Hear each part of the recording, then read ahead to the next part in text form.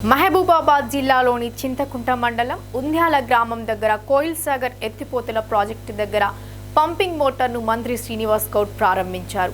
Project వద్ద ప్రత్యేక పూజలు చేసి కుడి ఎడమ కాలువల నుండి గేట్లు ఎత్తినీటిని విడుదల చేశారు. ఈ సందర్భంగా మంత్రి మాట్లాడుతూ ప్రభుత్వం రైతు ప్రయోజనాలకు ప్రాధాన్యం ఇస్తుందని చెప్పారు. కృష్ణా నదికి వచ్చే వరద నీటిని లిఫ్ట్ల ద్వారా రిజర్వాయర్లలో నింపుకోవాలని సూచించారు.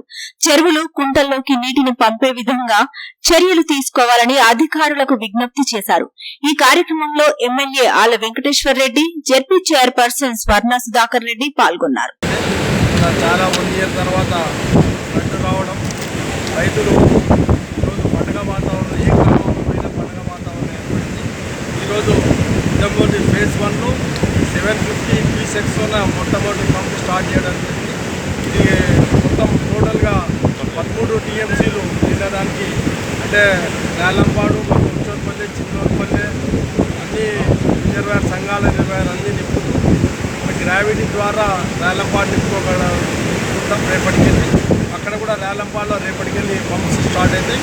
అది కూడా 650 క్యూసెక్స్. అక్కడ కూడా 3 పంపులు స్టార్ట్ చేస్తాం. ఇక్కడ కూడా 3 పంపులు రాత్రికి 3 పంపులు స్టార్ట్ అవుతాయి. దానివల్ల మనకి టోటల్ కూడా 4 టీఎంసీ రిజర్వాయర్ నేలంపాడు.